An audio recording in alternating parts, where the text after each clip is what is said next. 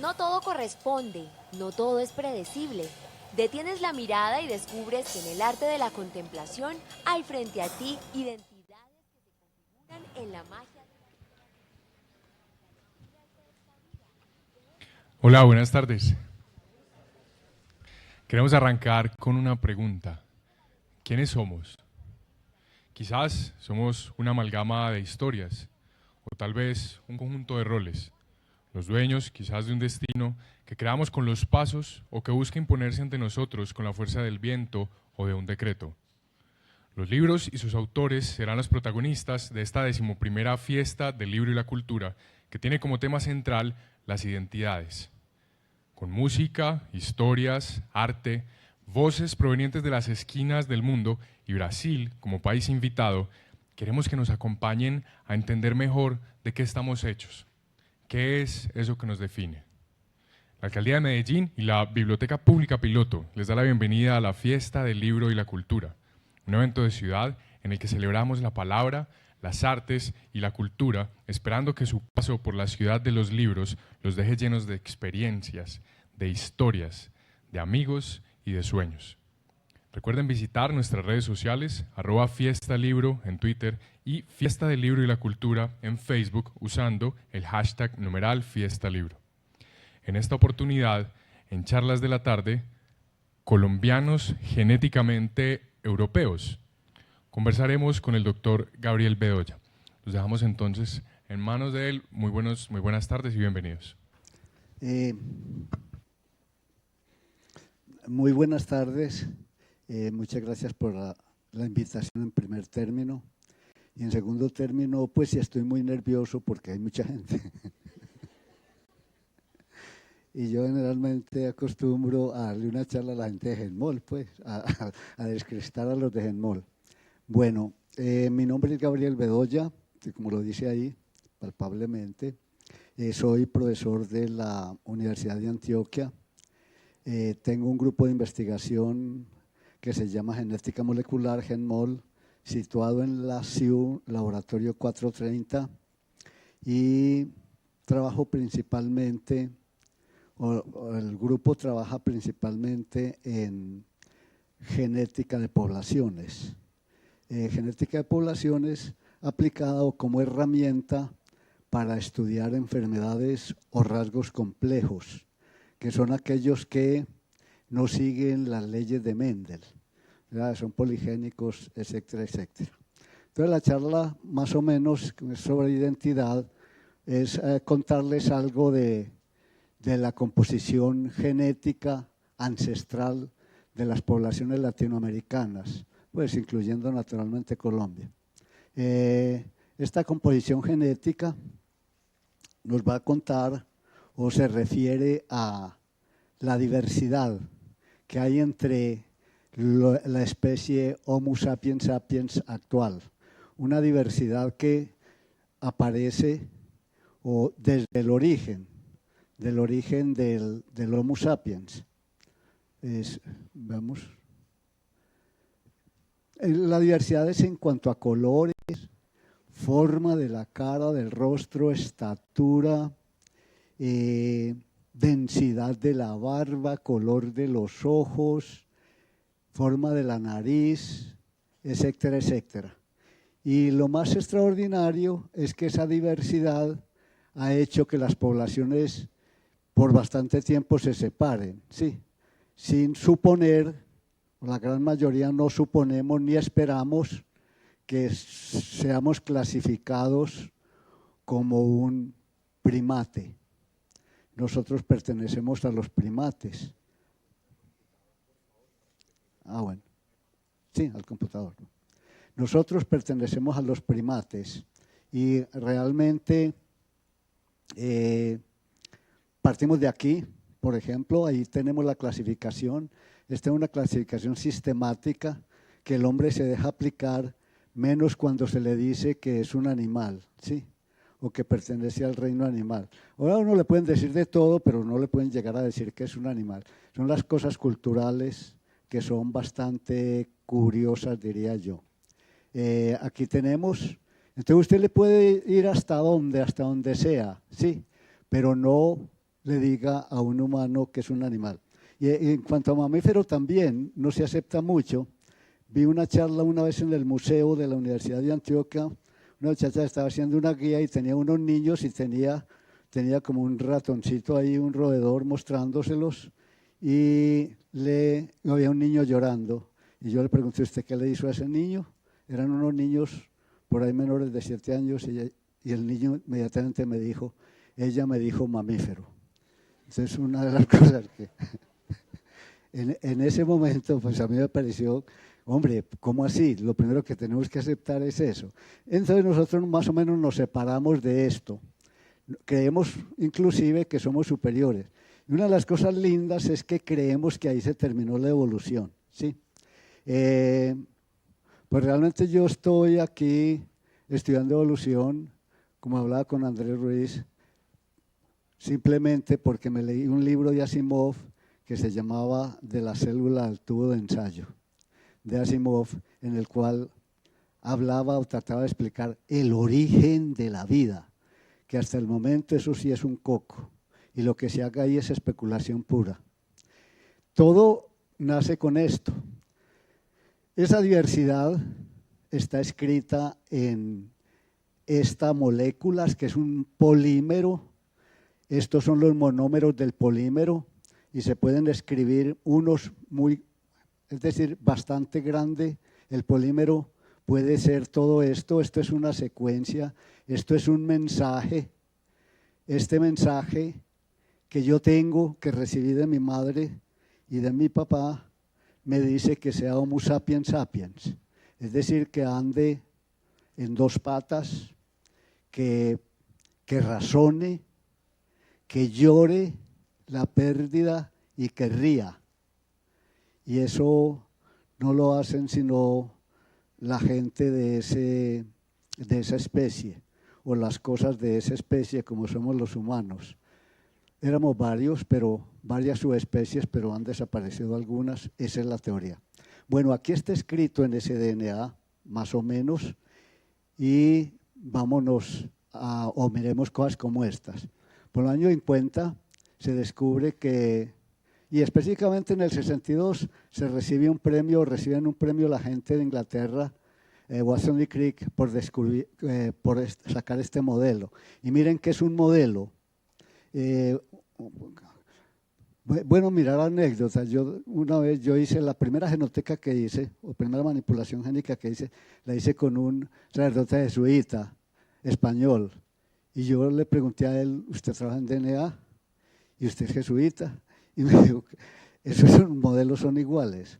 ¿O tú has visto realmente la molécula de DNA?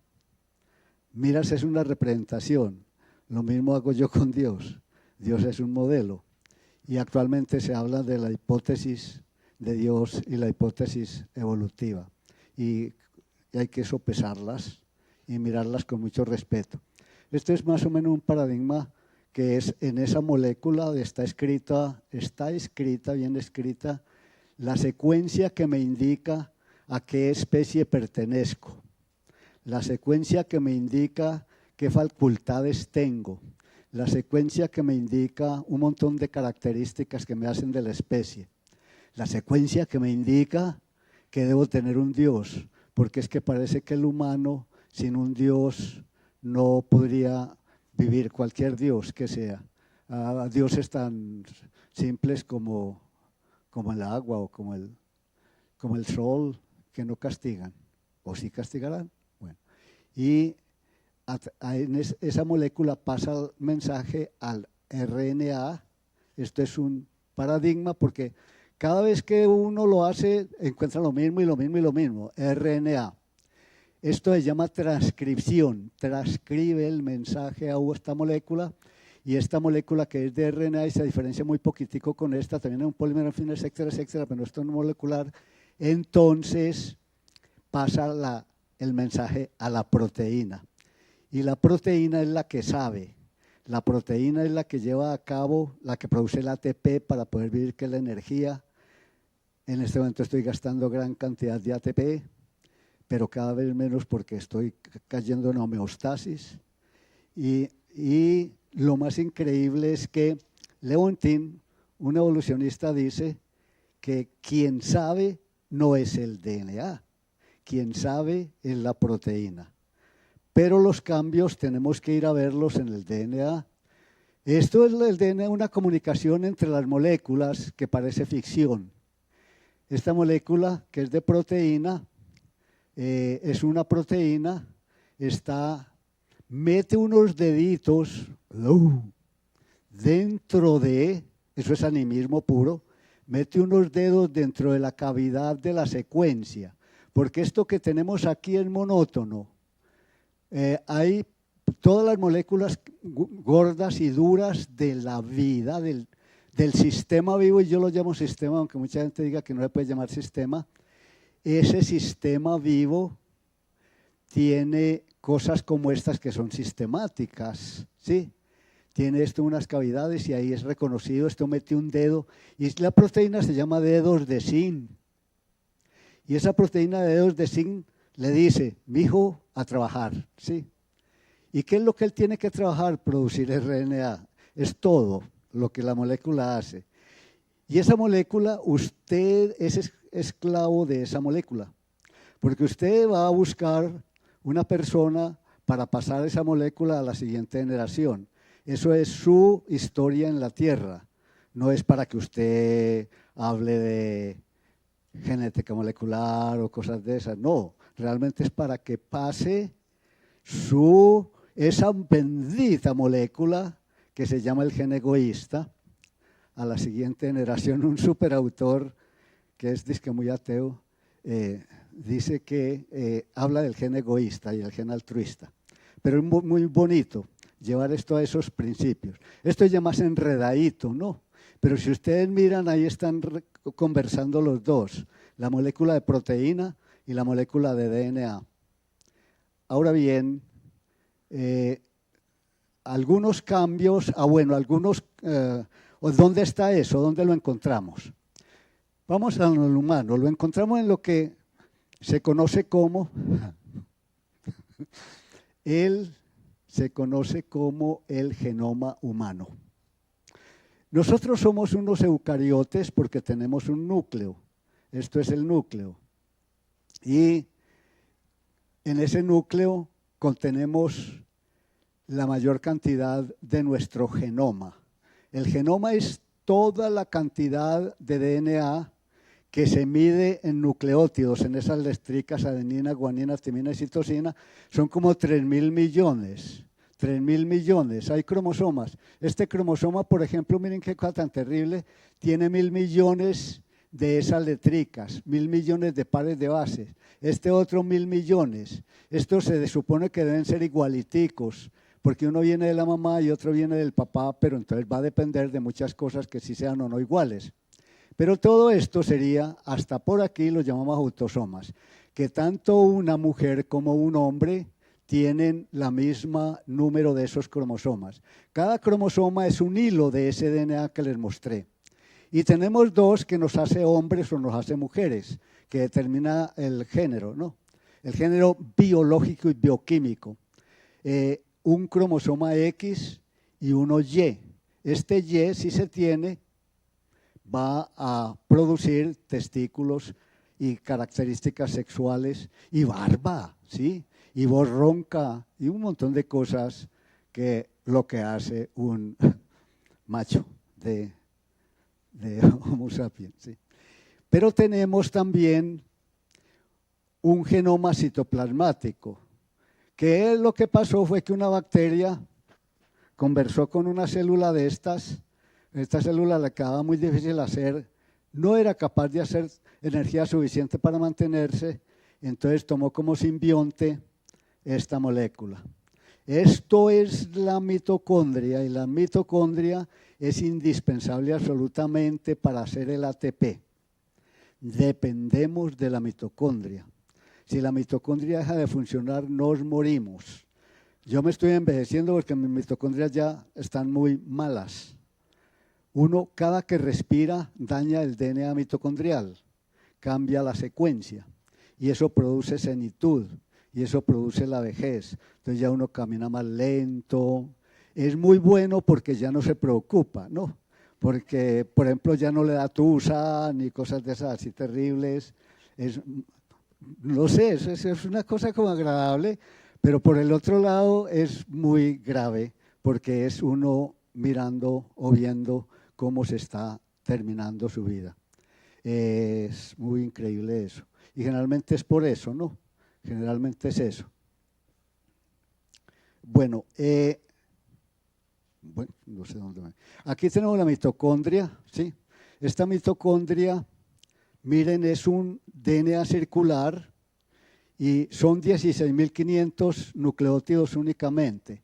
Con estos 16.500 nucleótidos, parece increíble, se hace toda la energía del organismo, sabiendo que tenemos 3.000 millones o 6.000 millones porque recibimos de la mamá otros 6.000, otros 3.000 y del papá 3.000, pero esos no hacen ATP.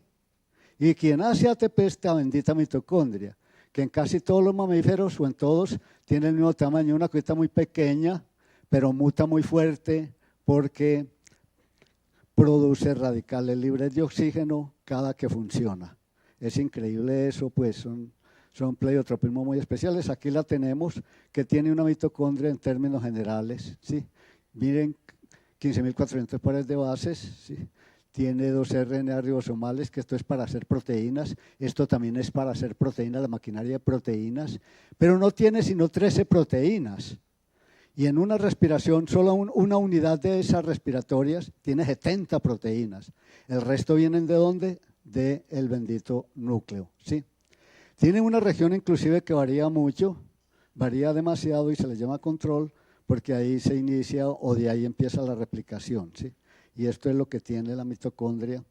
Y entonces la mitocondria la hereda uno directamente de la mamá. Y por ende, si yo sigo las huellas de cambio que tiene una mitocondria, puedo decir de dónde son sus matrilinajes, de dónde son sus linajes maternos. Esta población que tenemos aquí en un 99%, porque yo ya me volví experto en mirar mi gente, mirarme yo y mirar la gente, eso sí lo he aprendido muy bien. Estoy casi seguro que casi en 100% nuestras mitocondrias son amerindias, son indígenas, ¿sí? Así sea muy blanco usted, muy blanquito y de ojos azules. Levante la mano, ¿quién es blanco y de ojos azules? Bueno, es muy posible que usted blanco y de ojos azules tenga mitocondria amerindia. ¿Usted sabe si tiene o no? No sabe, bueno. Podríamos averiguar si tiene, ¿no?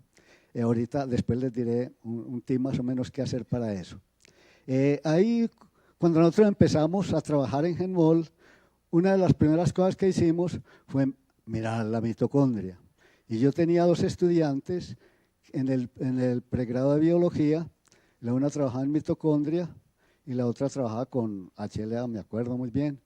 Y una de ellas era rubia, de ojos azules, y la otra era alta, pero más canelita, más cafecita. Esta rubia le decía a la otra india patirrajada, naturalmente. Y hicimos las mitocondrias. Y oh desgracia, la de ojos azules tenía mitocondria amerindia.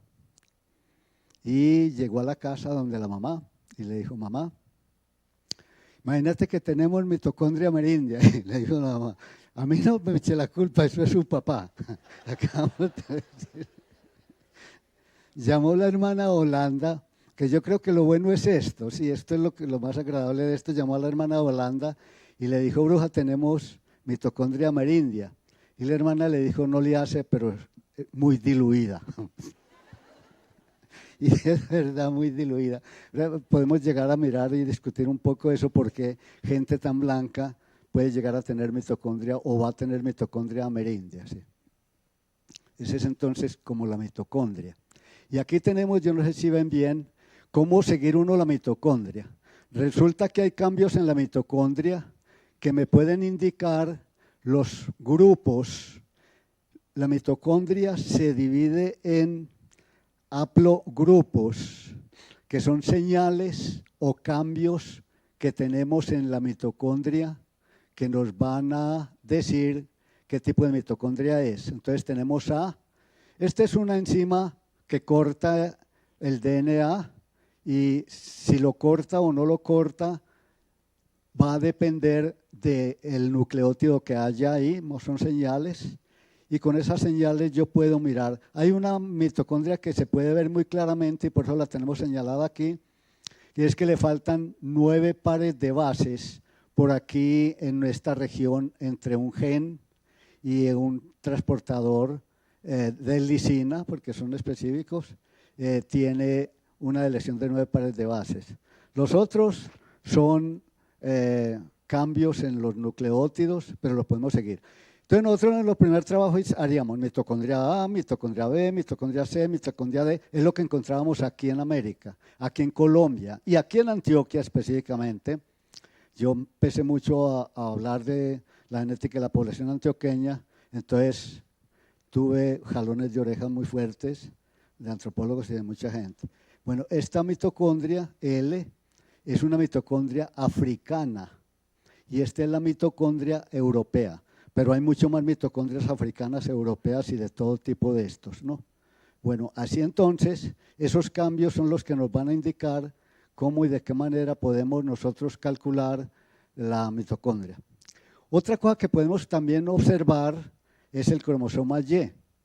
La mitocondria la mamá la pasa a todos los hijos, machos y hembras, pero el cromosoma Y lo reciben únicamente los varones de sus padres. Entonces con este también puedo mirar de dónde son los hombres que fundaron alguna población, de dónde vienen los hombres que fundaron alguna población. Aquí tenemos las características primordiales del cromosoma Y, aquí lo tenemos. Es una cosa increíble y es que el tamaño del Y es diferente en las poblaciones humanas. Si mal no recuerdo, no lo miran mucho porque eso dicen, no lo volvieron a mirar mucho porque pues, de pronto era estigmatizar, pero parecía que los japoneses tenían el cromosoma Y más grande, pero no concordaba ni con la vaina de los zapatos, ni con la estatura. Entonces, decían, es un marcador que no sirve como para mucho, ¿no? Pero hay polimorfismo o diversidad en el tamaño del cromosoma Y. Bueno, el cromosoma Y a la vez, al mismo tiempo, se puede mirar así de esta manera. Y tenemos también haplogrupos en el cromosoma Y y los podemos localizar en el mundo también, como por ejemplo, tenemos el E, que es subsahariano, el D está en el Mediterráneo, el C en Europa, el AB en catalanes, el ALA en Europa, el BB en amerindios y el BA en amerindios, estos dos en amerindios. No está ahí algunos marcadores especiales que me indican si el cromosoma Y es sefardita o no es sefardita, porque tiene un marcador que se llama coenin.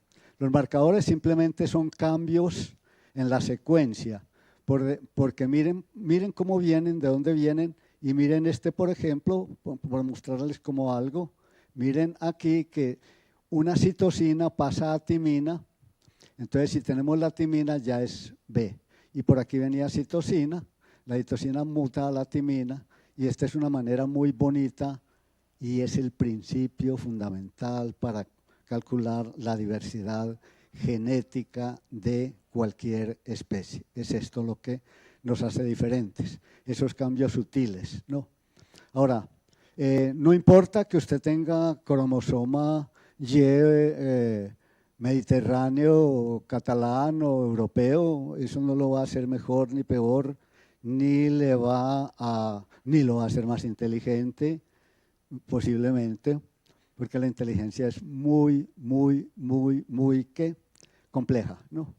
Entonces con eso podemos calcular más o menos el cromosoma Y. Entonces lo que yo les quiero decir, tengo una secuencia de un gen que al cambiar puede llegar a dar resistencia a HIV-1, el virus, el retrovirus que produce el SIDA, Y miren lo que pasa. Aquí estamos mirando 1, 2, 3, 4, 5 y 6 secuencias, y dentro de esas 6 secuencias en algunas tengo adenina, en otras timina, 1, 2, 3, en otras guanina, guanina. Esto se llaman alelos, o sea que tengo 3 alelos ahí que los puedo determinar, pero hay otra cosa más bonita, y es que se puede también mirar, yo puedo mirar la frecuencia. Esto lo llama un lugar genético o locus. No lo olviden, es lo que llaman locus. En ese locus, que lo puedo contar o lo puedo localizar, contando desde aquí, tengo mi locus, taque, taque, taque, taque, taque, taque, taque, y digo frecuencia de T, 1, 2, 3, 4, 5 y 6, 1, 2, 3.5. Frecuencia de A, 1/5, y frecuencia de G, 2/5. Y aquí tengo otro locus, pero en el cual ya no tengo sino 2 alelos.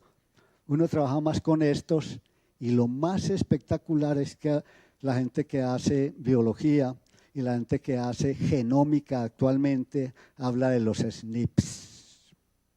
Estoy trabajando con SNPs. Un SNP es eso, un cambio de un nucleótido. Este es un SNP. Y yo me puedo referir a él, ese SNP está en el locus fulano, y este está en el perano, y A y T forman lo que se conoce como un haplotipo. Y esos haplotipos puedo irlos sumando uno con uno, otro con otro, otro con otro, y tenerlos largos. Y esos haplotipos largos son los que trabaja, por ejemplo, en el laboratorio mío, María Antonieta Cara. Y trabajan todos los que están haciendo actualmente, calculando los fragmentos que vamos a ver de los cromosomas, ¿sí? Y puedo pintar un cromosoma con esos haplotipos, y eso se llama, la metodología actual se llama chromosome painting, y es muy poderosa y muy bonita, y va a cambiar todo lo que les estoy diciendo, o a aumentarlo, o a tener más información, y es increíble dónde vamos a llegar sobre el conocimiento del genoma de este mamífero. Es muy increíble eso, ¿no? Hay una cosa que la gente habla mucho, que es la epigenética. La epigenética son cambios heredables en la expresión génica, que se producen sin modificar la secuencia del DNA. Entonces se dice la epigenética no es hereditaria, la mueve el medio ambiente. No. Eso es para la expresión, o esa expresión la hacen por medio de metilación del DNA, y los patrones de metilación de DNA van a depender de la secuencia o los cambios en la secuencia de las enzimas que metilan, que se llaman metiltransferasas. Entonces, alguien que sepa de genética y que profundice y camine sobre la molécula de DNA, hay que hacerlo. Es bastante difícil uno pensar que no lo va a hacer, pero lo puede llegar a hacer. Eso hizo Mules para sacar el segundo invento real del siglo pasado, que fue la amplificación específica de DNA, que se llama PCR. Él dice que tomó ácido lisérgico y en Nueva York caminó sobre el DNA.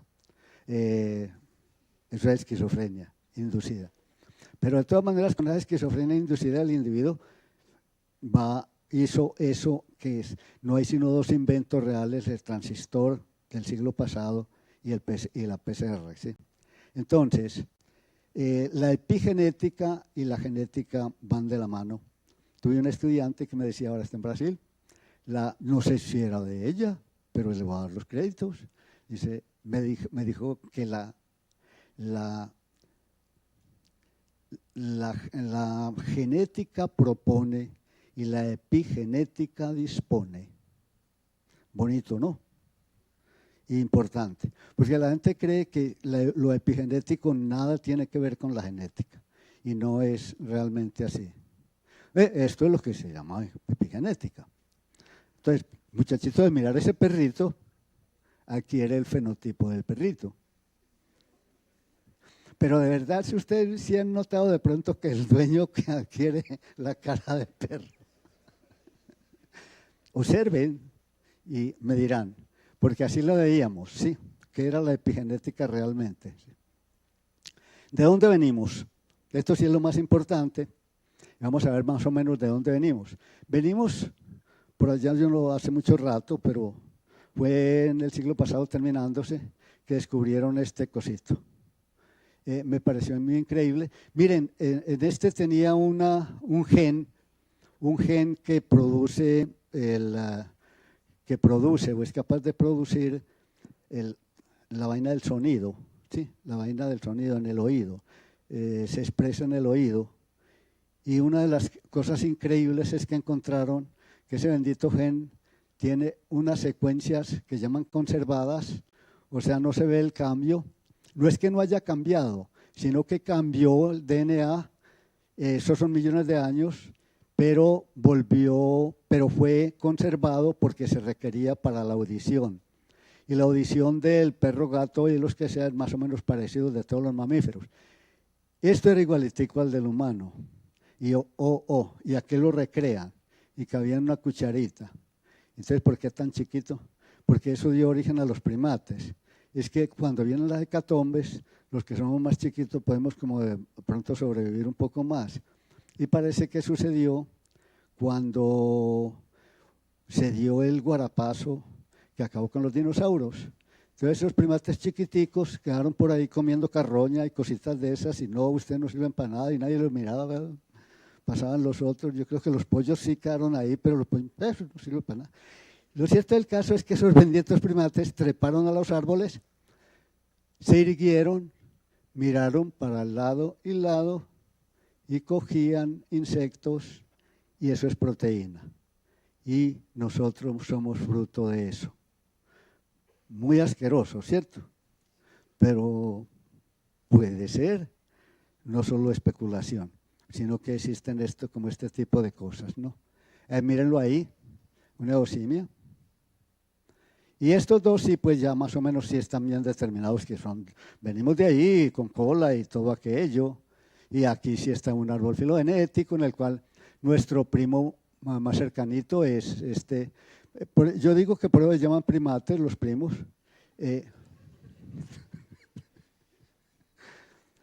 No le cuenten a nadie lo que oigan aquí, ¿sí? Por favor. Bueno, porque la gente de pronto se exagera. Pero miren, nuestro genoma, nuestras secuencias son muy parecidas, mucho al chimpancé, ¿sí? Luego sigue estos son los simios grandes que llaman simios sin cola, ¿sí? Del viejo mundo, y este es Homo sapiens, cualquiera de nosotros. Más o menos esto, ahí tenemos las relaciones filogenéticas, obsérvenlas bien. ¿Cómo se han encontrado comparando las secuencias? Por ejemplo, secuencias de mitocondria y secuencias de algunos genes, y ahora secuencias genómicas que se llaman big dates, o sea, datos gigantescos, que la única diferencia que hay con los poquitos que nosotros hacemos es que estos requieren mucha computación, ¿sí? Porque son millones de secuencias o de SNPs, de esos que veíamos, que los van a comparar, ¿sí? Millones de esos. Y tenemos ahí las relaciones. Nosotros somos, los más cercanos somos con chimpancé, que es Pan pamiscus y Pan bonobo. Es muy lindo porque estos dos chimpancés somos más cerquita a Pan pamiscus. Y la diferencia entre Pan pamiscus y Pan bonobo y Pan bonobo es Pan troglodites, que es el chimpancé, y Pan pamiscus, que es el bonobo. Son unos chimpancés chiquitos, supremamente amables y absolutamente promiscuos y vegetarianos en su gran mayoría. Y el Pan troglodites es capaz de matar a otro chimpancé para comer la carne, a otro primate para comer la carne, y le ofrece a las hembras inclusive carne que la pasan con hojas, y ahí viene aquello de la ensalada, ¿no? Pero lo que uno le queda es, ¿por qué somos ¿Por qué nuestras secuencias son tan parecidas al que es agresivo? ¿Y será que la agresividad en el humano es un destino? Y eso ahí vienen los antropólogos y los padres y quien sea, y es horrible lo que uno está diciendo ahí, porque nosotros tenemos libre albedrío. Este cliente fue el que se atrevió a decir eso, ¿no? Venimos del mico. Y ¿quién era él? Era de la dinastía de Erasmus Darwin, un científico de Londres supremamente prestante y familiar de Galton, primo de Galton, que creó la eutanasia. Y la eutanasia dice que el hombre entre menos diverso, más moral es. ¿Sí? Entre más homogéneo, más moral es. Esa fue una teoría bastante fuerte. Y esa teoría tan fuerte dio origen a que alguien austríaco se escribiera un libro que se llama Mi lucha, y ahí lo comenta, y él la basó en la teoría. Hitler sabía genética. Y una de las cosas, pues, que como que la gente no lo... Aquí estuvo este señor, me parece que es increíble. Me van a regalar un libro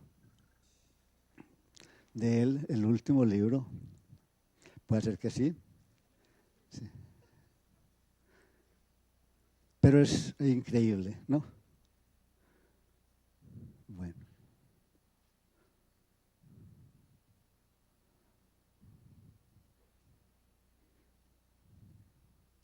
Más o menos, así por encimita, vamos a ver que existen un montón de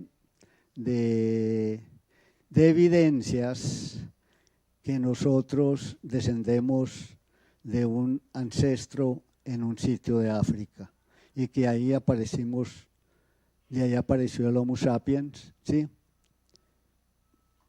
Pero inclusive hay muchos estudios sobre el cráneo del Homo sapiens. Miren ese cráneo, lo interesante que es, y lo más importante en él es el volumen, 1.6 litros, y los otros tienen menos, y todos estos se llaman homínidi, o sea, especies o subespecies que fueron desapareciendo. Pero algunas de ellas originaron Homo sapiens. Y lo más increíble es que de pronto sale un artículo que cuenta que ese artículo va a mostrar el crecimiento de, pues, que la glotis baja y podemos articular, tener lenguaje articulado, y es por mutaciones en este gen. Y cuando se compara al humano con un montononón otro montón de primates y otros animales, hay realmente secuencias o cambios muy específicos del humano que hicieron que hablara. Pero lo más bonito es que lo encontramos también en Homo neanderthalensis y Homo denisoviano. Denisova y neandertal, dos súper antiguos que convivieron con el humano en la Tierra cuando el humano salió de África, inclusive convivieron en Asia y en Europa y nos cruzamos, porque ya estaba, pues hay señales muy seguras de que sí hubo cruce entre nosotros. Y otra cosa que sí es espeluznante es que este cambio, miren, esto es una proteína que, la miosina 16, que es capaz de, o se va a expresar craneocefálica y va a permitir que el cráneo crezca o no. El cráneo del chimpancé y de los restos de animales y los otros homínidos no creció realmente, que llega a 1.3 y no sigue creciendo, porque esto es una verdadera abrazadera y le da dos características. Mírenlos aquí, estos son de animales y estos son de Homo sapiens. Y miren una cosa increíble, ese cambio, ¿qué es lo que falta? Es una elección, simplemente. Y esa elección aquí en este punto fue muy difícil de encontrar. Tuvo que, eso se llama penalizar las secuencias, correr la secuencia para allá y correr esta para acá, porque esta proteína tiene una secuencia de aminoácidos muy diferente a la proteína que está codificada aquí. Y eso hace que en nosotros no se desarrolle cresta sagital y que hasta los 3 años que somos chimpancés y hacemos lo mismo que un chimpancé, de ahí en adelante el chimpancé se queda ahí, no le sigue creciendo su cerebro, pero al Homo sapiens sí le sigue creciendo el cerebro. Y aquí lo tenemos. Pues yo no sé qué pasa.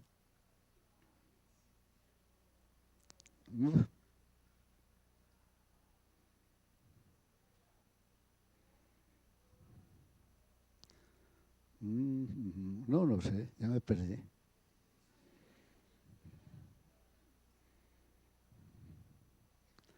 Bueno,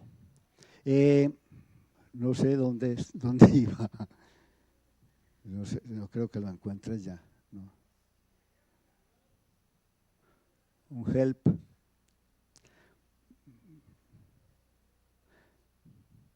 Bueno, yo creo que podríamos pensar en resumir un poco esto, ¿sí?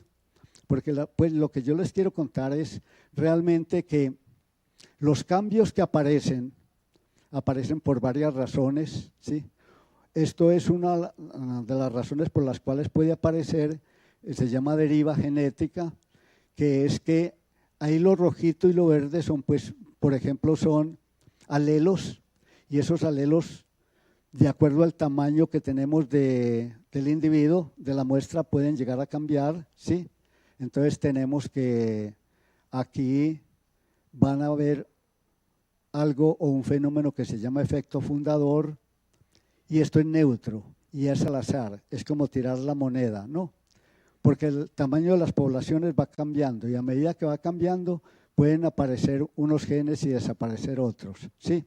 Y eso nos da esta característica. Eso hace que el color de la piel sea diferente.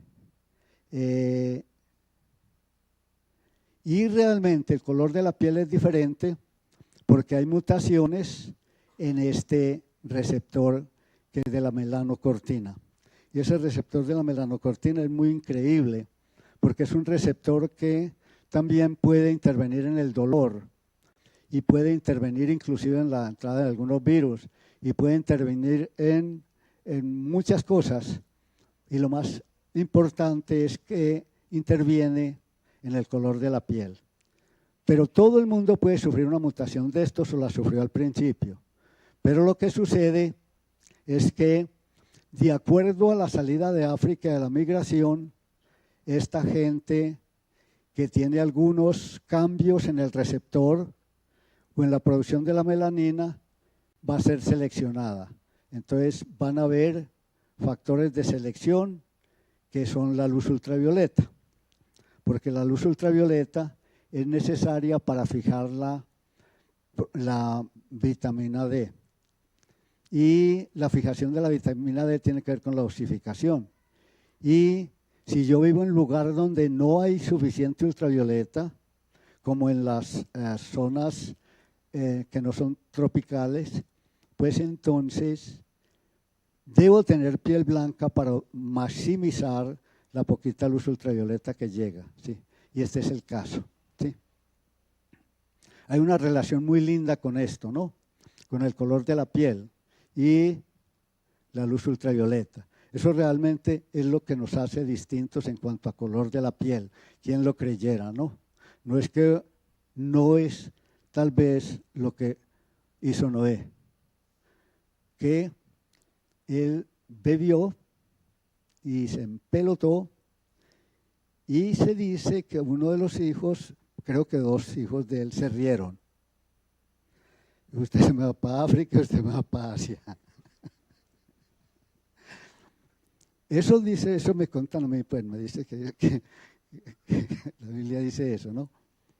No, es por eso, es por esto, por la luz ultravioleta, simple y llanamente. Esto, por ejemplo, también es como interesante, y es que nosotros, todos los mamíferos, tenemos que destetarnos porque si no la madre no podría volver a tener, sobre todo en muchos mamíferos, no podría volver a tener hijos. Se quedaría ahí, ¿no? Porque se quedaría lactando todo el tiempo. Pero algunos, entonces nosotros adquirimos resistencia a la lactosa. Pero existen en muchos lugares donde la gente tenía vacas y cosas de esas, se desarrollaron vacas, tienen persistencia.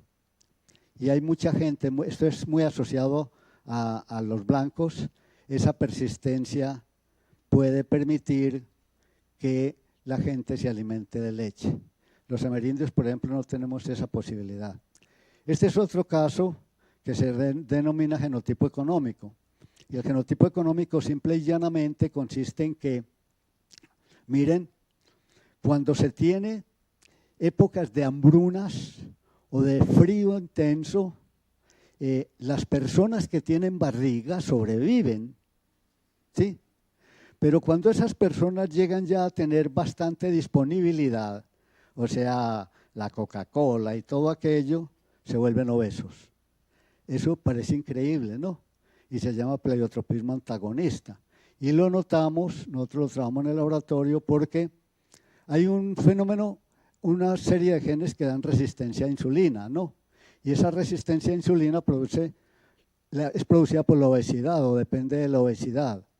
Entonces, esa resistencia a insulina puede llegar a tener estas características, o tener hiperglicemia, sufrir diabetes, o tener dislipidemias, triglicéridos y HDL bajos y triglicéridos altos, o tener, y parece increíble, o tener hipertensión arterial. Y observen esto, y esto es casi clásico, ¿no? Y se repite bastante. Actualmente está muy revaluado porque es que la disponibilidad en la época en que lo midieron no era muy buena, pero miren, los africanos pueden tener esto, se expresa la resistencia más que todo en esto, no indica que no tengan lo otro. En los amerindios se expresa principalmente en diabetes y en los europeos en dislipidemias, ¿sí? Es increíble. ¿Por qué los amerindios diabetes? Y los amerindios tienen mucha barriga. Y es muy increíble. Pues, la barriga pues es muy chiquita, mucho más pequeña que la de uno de estos, ¿sí? Y yo alguna vez escribí un libro, voy a escribir un libro que se llama La barriga de los chinos y el lenguaje de los gatos. No me pregunten en qué consiste el libro, pero más o menos va a ser eso, ¿no? Porque también tengo una teoría de que en todo gato hay un chino encarnado, ¿no? Entonces, que pregunta por qué, no sé por qué, tal vez por la forma de los ojos, ¿no? Bueno, y hay mucha cantidad de selección o cosas que se seleccionan, uno se queda asustado con los africanos que viven en el desierto, que tienen que correr mucho. Todos esos africanos que tienen alta velocidad, los que llegaron a Jamaica, es porque tienen que volar, tienen en el músculo unos genes que les permiten ese arranque. Hay otros que tuvieron que cazar detrás de él, que todavía son cazadores recolectores, todo un día fregando que se canse la hiena o que se canse el tigre, hágale, y el tigre cansa. Es mentira, no va a cansar. Pero pues de pronto otro animal de presa así. Pero entonces tuvo que darle todo el día y esos son los de hacen maratones largas, ¿no? Pero hay unos que tienen cambios para utilizar el yodo, que son los pigmeos, porque en esa región del Congo hay poco yodo y casi todos los bantulos de talla alta sufren de bocio, ¿sí? Y los pigmeos no sufren porque tienen unas mutaciones, han evolucionado en ellos de esa manera, ¿no? Bueno, aquí tenemos lo mismo, pues de los croissants, ¿sí? Y metámonos entonces ahorita así un poquito a contarles lo de la mezcla. La mezcla es más o menos esto, ¿sí? Este es lo que se conoce como la mezcla. Miren, uno puede mirar una población, La mezcla también se llama migración en genética de poblaciones. Yo tengo dos poblaciones aisladas o flujogénico, y las dos poblaciones que están aisladas acumulan cambios diferentes la una de la otra. Eso se llama especiación alopátrica si fuéramos un árbol u otra cosa, porque nosotros esperamos que los humanos no estén especiando. Personalmente, los humanos están especiando. Lo que pasa es que la especiación se va a demorar 1 millón, 2, 3 millones de años y el humano solo tiene 200.000 años, ¿sí? Entonces, estamos muy tranquilos, ustedes no van a especiar, tranquilos, no se preocupen, pero sus predecesores de años sí lo van a hacer, ¿no?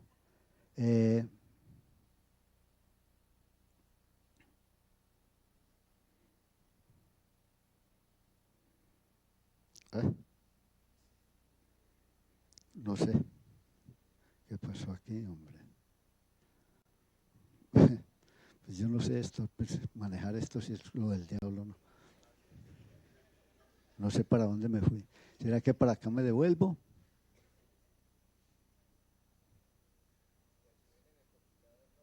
¿Eh? Sí, sí. Para atrás. Ahí, sí. Muchas gracias.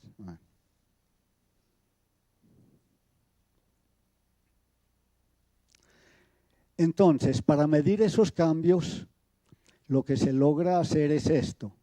Se utilizan unos marcadores o cambios en el DNA que son o tienen una frecuencia alélica diferente entre las poblaciones que nosotros vamos a llamar ancestrales. ¿Quiénes son las ancestrales? Las poblaciones que hicieron la mezcla. Y esas poblaciones que hicieron la mezcla, por ejemplo, para los americanos en términos generales, son las poblaciones, esta población, la población africana, la europea y los nativos americanos o amerindios también los podemos llamar. Y miremos, por ejemplo, este marcador se llama FY, ¿sí? FY null. A este tiene la selección aquí es muy bonita porque tengo un T y un C, y teniendo el T, el alelo 2 que se llama el T, tengo el receptor, pero que es un receptor que me marca un grupo sanguíneo Duffy. Pero parece increíble, miren, por ahí mismo entran plasmodio, o sea, la malaria, el plasmodio que produce el paludismo. Entonces, los africanos que no tienen ese, pueden ser resistentes al paludismo. Sí, es muy lindo. Pero yo lo puedo utilizar como un marcador para mirar si una persona tiene este marcador, va a tener algo de mezcla africano, de una vez. Cualquiera de estos.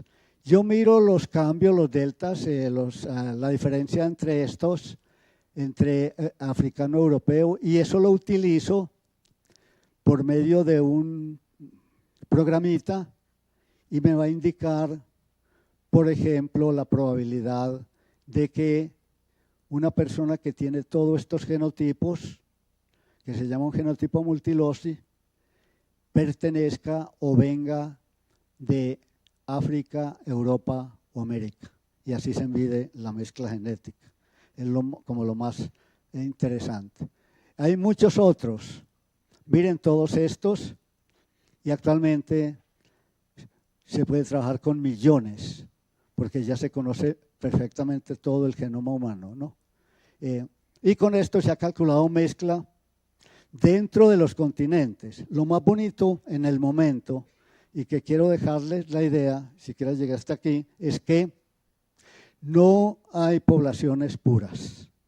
No hay poblaciones puras. Esta es África. Y África es una mezcla. Y usted tiene genes de África, yo le preguntaría de qué parte de África. No solo de África. Y todo lo que venimos trabajando es más o menos así, en términos generales, pero resulta de que no es así. Miren toda la cantidad de poblaciones que hay en África y ¿Y cómo se separan? Cuando se hace un análisis estadístico, las poblaciones se agrupan. Y eso me está indicando que es real la mezcla. Estoy trabajando con miles de esos SNP que llamamos. La historia de América fue esta. Aquí habían amerindios, y los amerindios y llegaron de Europa.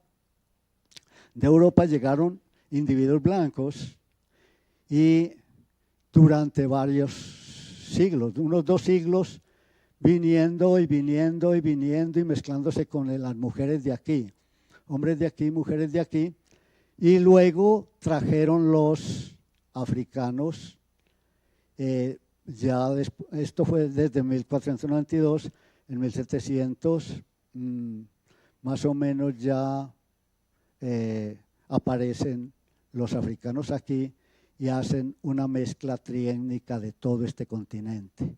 Triétnica, es muy bonito, aunque los otros también tienen mucho de eso.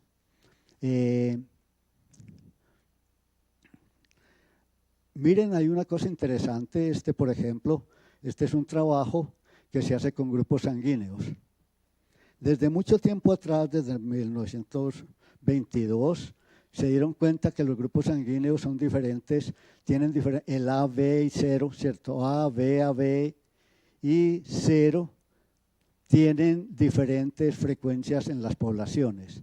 Y esto se utilizó por Sandoval, inclusive estuvo Yunis también, en el 93, y miren, hicieron una medición muy chévere de la mezcla de caucásico, indígena y negro. Alguien me decía que uno no debe decir afroamericano, porque entonces yo no podría cantar la canción.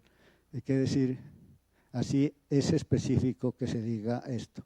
Pero ellos trataban esto así, de esa manera. Lo que pasa es que le hemos puesto mucho misterio a la cosa y yo creo que no hay necesidad de pensar en eso. Como lo llamen a uno, a mí si me dicen indígena, me digan lo que quieran, no.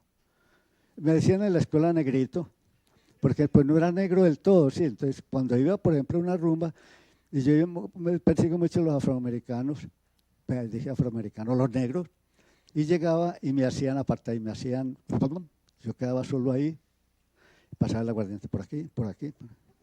Siempre me pregunté por qué, hasta que alguien me dijo, no, mijo, es que usted allá no cabe. Bueno, esto es los cromosomas Y que llegaron inicialmente. ¿Cómo llegaron los cromosomas Y?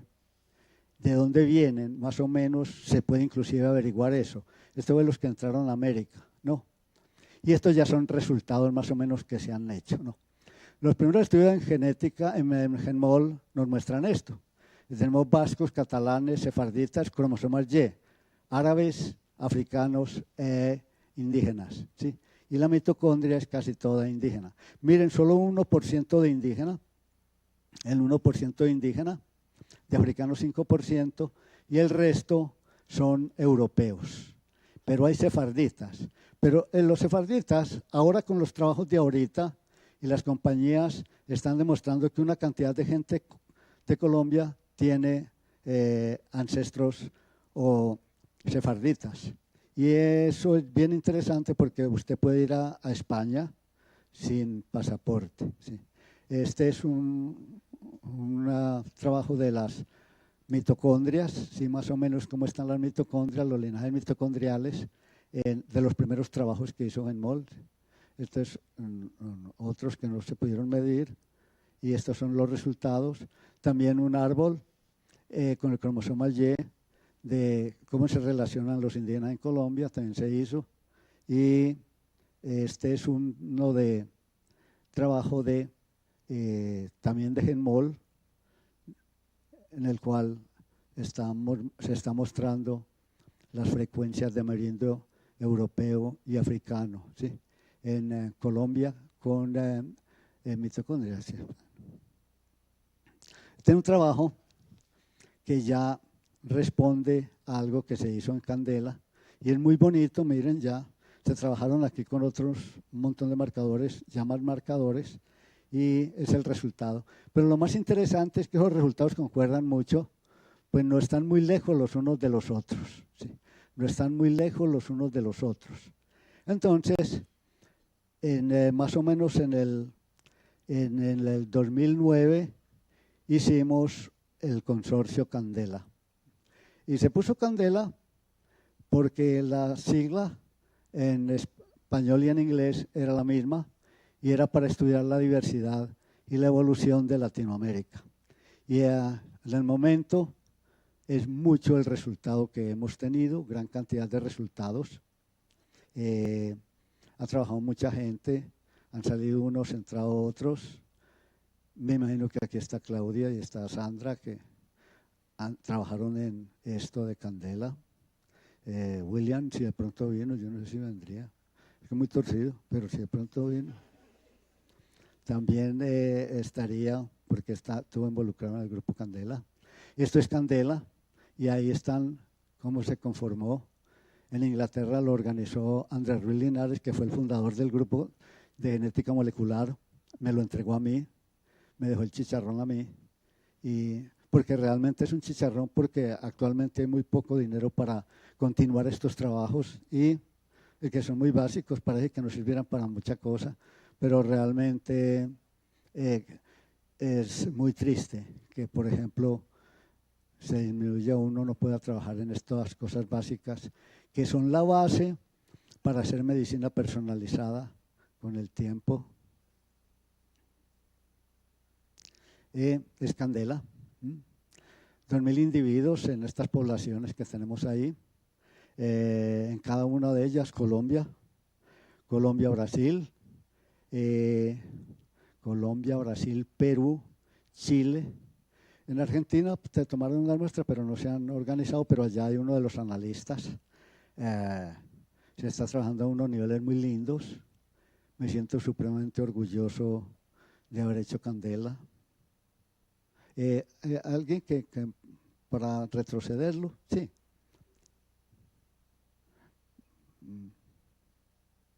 Eso, sí. Estos son los de Candela, pues hay gente de México, y yo no los veo muy bien, pero hay gente de México. Hay gente de México, hay gente de Argentina. Este es de Argentina, este es Andrés Ruiz Linares, ¿sí? Este es chilena. Este chico está aquí, ahí en el auditorio, yo no sé si se iría también. Ya se deja aburrido y se fue. Pero este está en el Sanger, uno de los laboratorios más grandes que hay. El doctor Rosique, que es un antropólogo de aquí.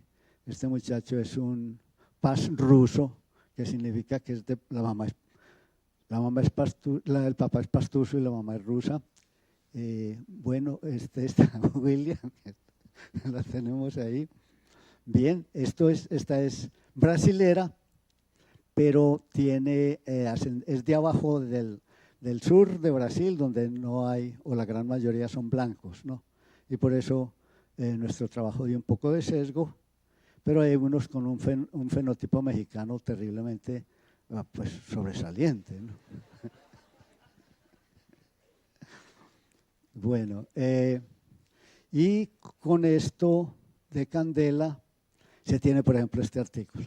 Un artículo duro, pero no es el más duro, sí. Es de 2014, sí. Exemplar Genetics. Y miren la distribución.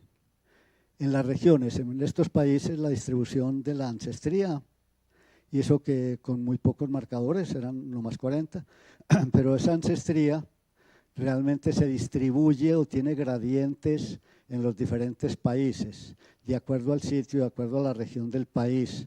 No es muy homogénea, ¿sí? No puede decir uno que es absolutamente homogénea. Tiene distribución, en unos hay más europeo que en otros, en fin, etcétera, etcétera, incluyendo Colombia, ¿sí? Ajaja.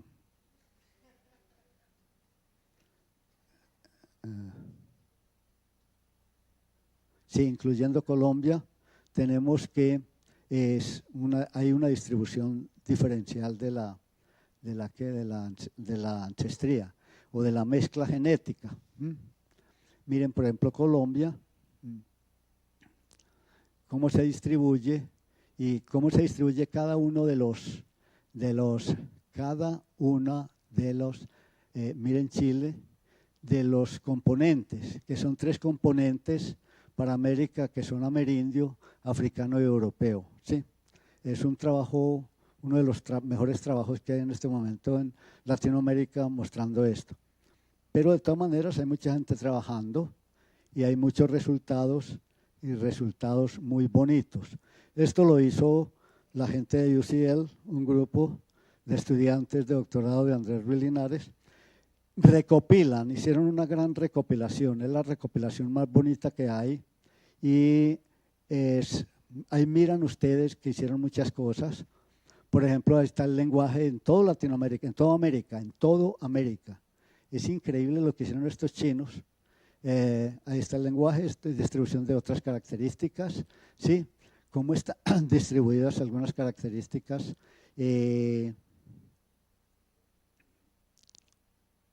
Miren por ejemplo, la población de amerindios que había, predeterminada, cuando llegaron los españoles, cuando está así.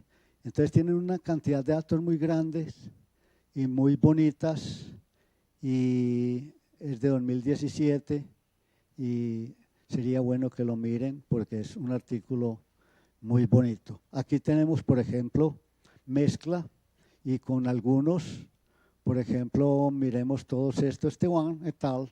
Trabajó con muchos marcadores y encontró aquí los porcentajes de africano, amerindio y europeo. Mírenlos nomás, ¿sí? Y quienes están, por ejemplo, este es 2013, el que hizo este trabajo. Aquí están, estos no son de Genmol, más, no puede ser, pero esto es este sí es de, ha llegado a Genmol, es de Inglaterra, es un chino, Juan es un chino. Y Ruiz Linares era el jefe de él, que ahora se fue por donde el chino. Los chinos son de cuidado. Está Juan otra vez, Ruiz Linares. Todo esto son los que han trabajado duro o han tenido algún tipo de intervención para mirar la mezcla genética en Latinoamérica. Es bonito, es bastante bonito esto, ¿no? Este trabajo, porque es mucho lo que hicieron, ¿sí? De otra distribución, por ejemplo, hicieron muchas cosas como mirar la autodeterminación, cuántos puros, entre comillas, habían y cuántos habían que no. Miren, este es un trabajo que es bastante interesante, que es más o menos ya como específico para los países, y para Colombia uno de ellos, que es lo mismo. Aquí tenemos la distribución y tenemos 4 categorías.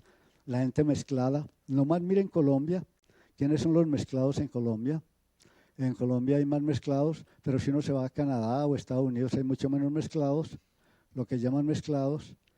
Mestizos también los podemos llamar, o sea, son triétnicos, y los que son puros de verdad, que no tienen ningún porcentaje general y grueso de Europa, de África o de América, de amerindios. Y aquí tenemos más o menos la mezcla, ya sí, parte de la mezcla. Miren todas las poblaciones que han sido en este momento, nosotros desarrollamos esto, iniciamos esto en el 98. El mismo Andrés Ruiz Linares me dijo una vez que yo no podía pensar porque la varianza era muy grande, pero de todas maneras lo logramos. Y en el momentico hay mezcla vieja. Esto es lo que se conocería como mezcla vieja. Están desenterrando en Europa un montononón de huesos de muchos años atrás. Y esos huesos de muchos años, miren todo lo que tienen. Han mostrado o pueden llegar a mostrar mezcla puntual, mezcla genética puntual, ¿no? ¿Me ayudas? Pones ese, sí, el que es ese. Bueno, miren, esto es en África, en India, y una enorme cantidad de poblaciones. subpoblaciones. Como decir aquí, y yo estoy casi seguro que las distancias genéticas, o sea, las diferencias genéticas entre la población de Antioquia y la población de Barranquilla, la población de Medellín y la población de Barranquilla, o la población de Medellín y la población de Montería, tienen diferencias significativas. Y esto es lo que se aproxima. O sea, yo no puedo hablar de mezcla en Colombia, porque me dirían en qué parte de Colombia, y no es regionalismo, ¿sí? Sino que es la realidad. ¿En qué parte de Colombia? ¿Usted se está refiriendo a qué parte de Colombia? Esto sucede allá. Más o menos 500 subpoblaciones bien estructuradas ahí en el sur de Asia. Y en Camilo, un estudiante que estuvo en Genmol y está terminando terminó ahora su tesis, esto está sin publicar, su tesis de doctorado, está trabajando en algo que se llama chromosome painting. Y estos son todos los colorcitos que hay en Latinoamérica, en lo que él miró en Latinoamérica. No es sino que miren, por ejemplo, de España, cuántos colorcitos vienen. La mayoría de los colorcitos que tenemos aquí vienen de España, pero hay muchos otros que vienen de África. Y lo más increíble, Dios mío, es que, oh Dios mío, los europeos tienen variantes genéticas africanas, todos los europeos. Y hay un investigador que es físico, inclusive, no es biólogo, David Reich, que demuestra, tiene unos 2 trabajos sobre eso en Nature, ¿sí? Tengo el honor de estar en eso, y él demuestra que muchos de los individuos que trataron de pasar Beringia se devolvieron, que eran cazadores recolectores, se devolvieron y se cruzaron con la gente de la Mesopotamia. ¿Y quién era la gente de la Mesopotamia, que ahora es un terrero? Es una vaina de tierra y se están peleando por ello porque no se queda sino un poquito de petróleo. Los judíos askenazi, los judíos que dieron la fundación allá. Decir eso a un judío, yo no sé, pues será muy hasta grave, un delito. Pero los judíos tienen variantes que yo tengo. O a lo mejor tengo también algo de judío, tengo variantes de ellos, porque yo aparecí por mi apellido Berrío, inclusive por el Bedoya, pero por el Berrío aparecí que puedo ir a España sin pasaporte, cuando yo quiera, porque soy sefardita. Bueno, esto es una cosa bien interesante, porque esto es el resultado de una compañía. Se llama 23andMe, y esta compañía, si usted le manda una muestra de sangre, $140, le hace todo esto. Le pinta los cromosomas, le dice de dónde de qué partecita, cuánto de europeo y de todo tiene usted en cada cromosoma, le dice de dónde es su mitocondria, de dónde es su cromosoma Y. Ese es de una persona de apellido Berrío, y esta persona es un estudiante, pasó por aquí. Miren lo que tiene, miren el porcentaje. Ajá. Y tiene mi apellido segundo. Ajá. Y miren, lo que pasa es esto, que todos queremos blanquearnos, ¿sí? Pero eso no se puede, es imposible. Pero lo que hay que aceptar es que somos una hermosa y bonita mezcla, una mezcla muy linda. Grupo Genmol en 2000, ¿sí? Grupo Genmol más adelantico, pero todos mezcladitos. Y Grupo Genmol más moderno, ¿no? Pero ahora falta tomarnos una fotografía, porque la verdad nos hace falta, ya es hora. Y yo siempre pienso así, Esto es de Teodosio Domzhansky y dice, nada tiene sentido en la biología si no se considera a la luz de la evolución. Yo me considero un biólogo evolucionista porque la evolución para mí no es una teoría, es un proceso que yo lo puedo observar. Porque observar no es irme a mirarle a la gente, ¿cómo están sus? No. ¿Cuál es su fenotipo? No. Me leo un Nature que saca gente muy tesa y eso es observación.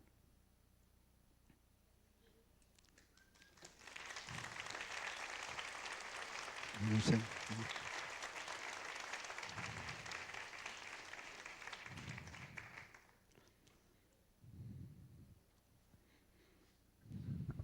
¿No? Vamos a abrir un espacio entonces para las preguntas del público. Levantan la mano y yo les acerco el micrófono.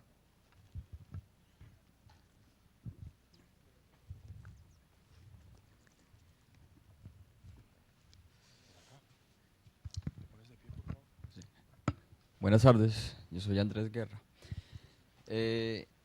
Si bien pues el color de la piel puede ser producto de la evolución, porque como lo dijiste pues cambia por los rayos ultravioletas en lugares más fríos y eso, pero de pronto hay diferencias en la diversidad que existe en la humanidad.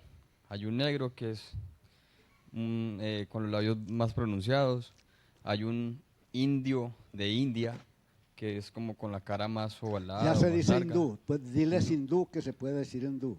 Sí, cambiaron ya. Sí. Indios somos nosotros, yo soy indio. Yo diría que indígenas.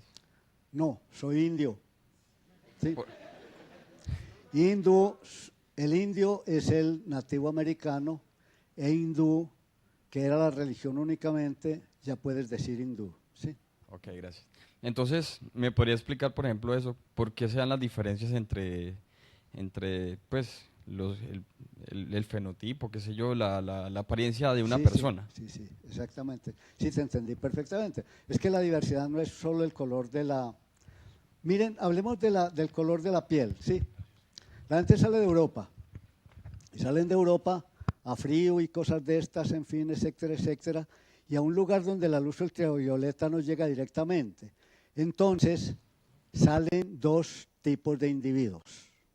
Los que tienen las mutaciones en el receptor de la melanocortina 1, el receptor 1, y los que no la tienen, porque las mutaciones se dan en todas partes.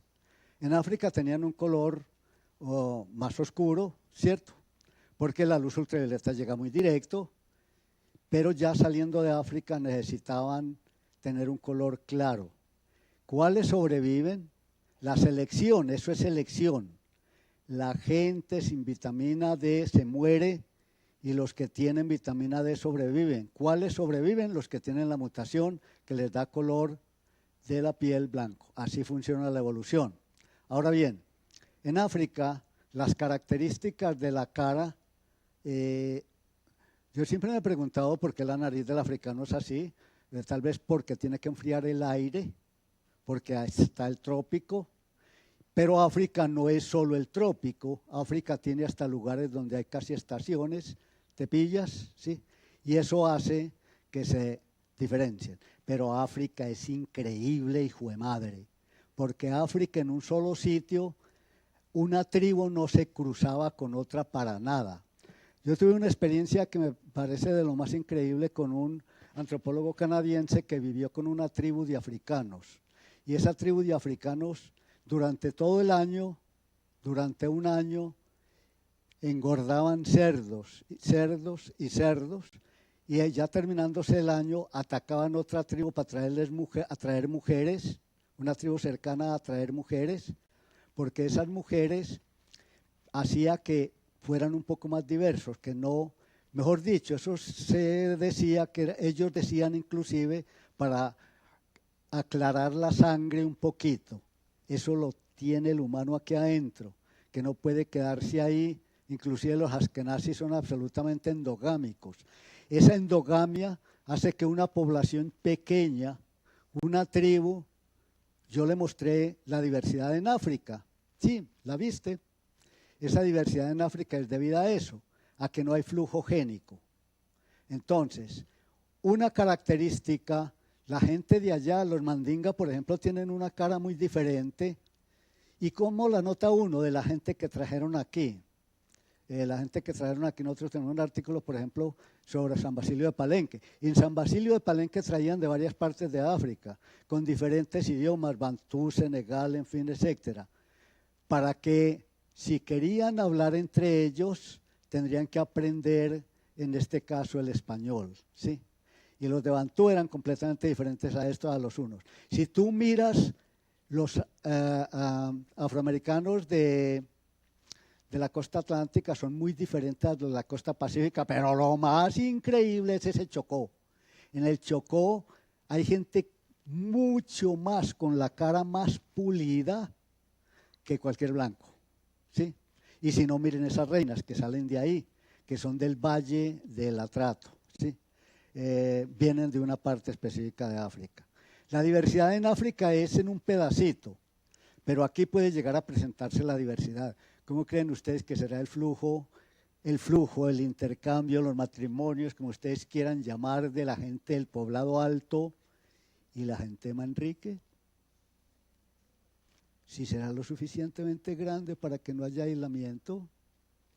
Si a simple vista miramos que los de Manrique son más cafecitos, somos más cafecitos.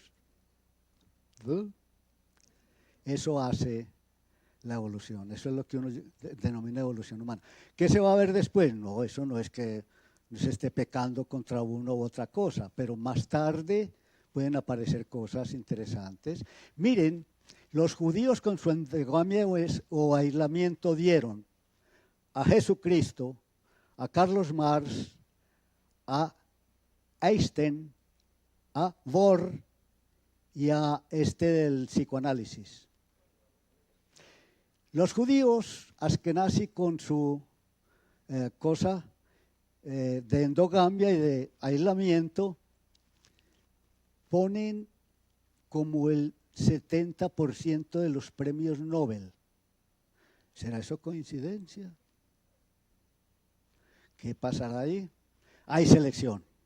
Se seleccionan aquellos que son homocigotos para determinada enfermedad y se va mejorando la raza, ajá, como la de los guaymarán que usted tenga. Los guaymarán se cruzan y aquellos que están muy mal se matan inclusive.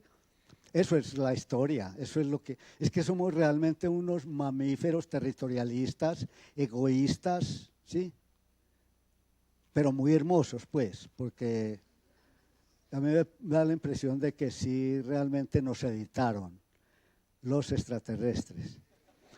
Pero cuando uno edita un genoma con CRISPR-Cas9, como en el momento, no sabe qué le va a responder después, porque las respuestas son emergentes. Ahora, lo que hay que tener es, pensar como yo, pues no lo vayan a hacer, pero sí pensar en que lo que uno está haciendo es haciendo evolución. Hacer evolución es antirreligioso, ¿sí o no? No sé.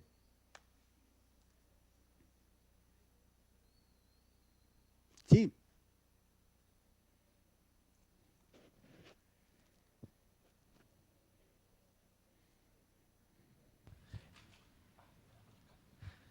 Buenas noches, profesor Gabriel. Te pregunto, hace un momento mencionaste el ejemplo del… No me acuerdo el nombre de lo que cabía en una cuchara. Y mencionaste de que esos organismos… Sí, primate o cena, sí. Exacto, y mencionaste que los organismos de menor tamaño tienen mayor resistencia a Tuvieron. ¿Tuvieron? Es que la adaptación depende del medio. Mira qué pasaba. Duró mucho tiempo una nube sobre la tierra y todas las plantas se murieron. Sí. Desaparecieron los herbívoros todos y quedaron carroñeros de todo esto que iba cayendo muy pequeñitos. Estos animales eran muy pequeños. Por eso los pájaros no son tan grandes como los dinosaurios, a pesar de que son parafiléticos con ellos. Te pregunto, pero entonces esos cambios, esa resistencia es hacia la radiación. Es decir, la radiación genera mutación. Entonces, La mutación no la genera nadie. La mayoría de las mutaciones son espontáneas. Ustedes no saben cuántas mutaciones pueden tener, a no ser que aquí nos quiten el aire. Y algunos de ustedes podrían llegar a respirar esa cantidad pequeña de aire, pero cuando cambia el medio y el resto nos moriríamos. Eso es selección, eso es lo que se llama selección. La mutación, el cambio en el DNA, el cambio es realmente un ruido en la información, que puede ser malo o puede ser bueno, ¿sí? Pero cuando me doy yo cuenta de que es bueno, si es malo, de una vez me doy cuenta porque voy a hacer pero si es bueno, yo no sé. ¿Qué tiene que ocurrir? Que el medio ambiente cambie.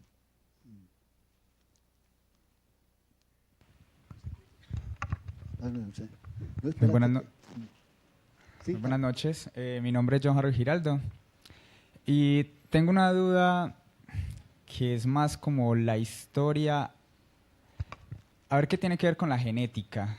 O sea, por ejemplo, mi papá estuvo en África y es verdad lo que usted dice, África es fascinante. Incluso él decía que estaba en un lugar, caminaba media hora, 40 minutos. Sí, ya es diferente. Y esta tribu con esta otra prácticamente no se hablaban porque no tenían idea de qué estaba diciendo el otro. Sí. Ahora, mi pregunta es, ¿qué tiene que ver que estas tribus que digamos han sido tan homogéneas y son de la cuna del conocimiento o de la cuna de la vida, mejor dicho, ¿por qué están tan olvidadas? Lo mismo, por ejemplo, con Grecia, con Egipto. ¿Por qué estas cunas del conocimiento en todos los aspectos humanos, por qué son los que se ven ahora como los más, como los que tienen más poco o de los que menos se recuerda? O sea, tenemos un pasado y están en la historia, pero ahora, ¿por qué es tan diferente? O sea, ¿qué fue o qué ha pasado para que se haya olvidado tanto? Todas estas culturas grandiosas. Sí. Miren, hay una cosa bien increíble, una pregunta muy terrible, ¿no? Hay una cosa, yo creo que es de ecología más que de genética, que se llama la capacidad de carga de un ambiente. La Tierra tiene una capacidad de carga, toda región tiene una capacidad de carga, todo continente tiene una capacidad de carga. El continente americano, nosotros somos como 1.000 millones únicamente, pero miren India, por ejemplo, que India sí es realmente una cuna del conocimiento, porque fueron de manera exitosa los primeros que salieron de África, llegan a la India, ¿no? Yo iba a traer traje un videito porque no lo pusimos, pero es muy bonito y lo busquen, lo que se llama ¿por qué el hombre se atrevió a salir de África? ¿Sí? Esa historia es muy linda. Así que la India es milenaria. El conocimiento de los dioses son muchos y esos dioses de la India no es ese Dios que te va a castigar o un Dios castigador, sin otro tipo de Dios, dependiendo pues del que te guste. Cali parece que es castigadora. Pero lo cierto del caso es que ellos ya se comieron todo, ¿sí me entienden? Y acabaron con la que, mire Grecia. Grecia acabó con todo porque Grecia se desarrolló muy rápido.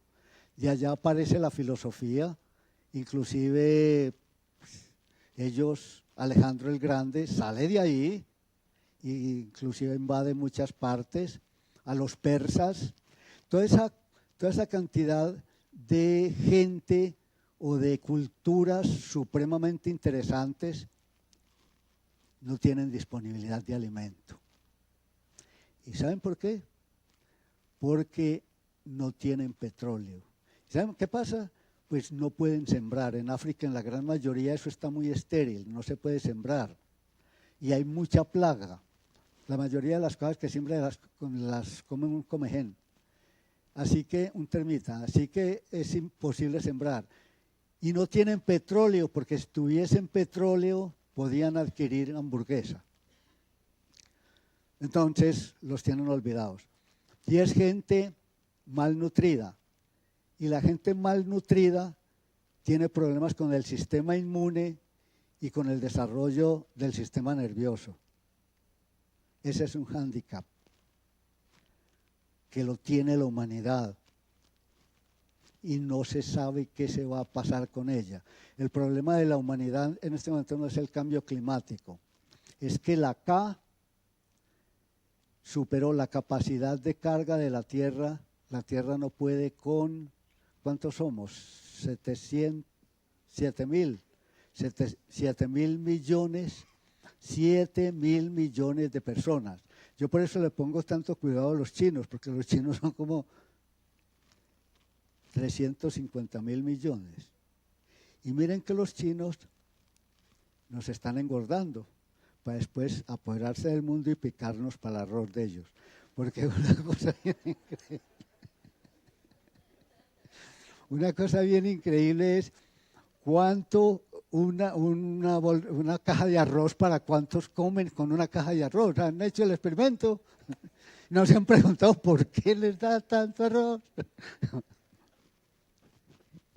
Pero hablando en serio y de verdad, esa cantidad de gente que tiene la tierra, la tiene en peligro. Yo oí ahorita los millones que están muriendo de hambre, muriendo, y se incrementó. En una encuesta que hicieron ahorita se incrementó. Bueno, ya no sé ya. Ya no más.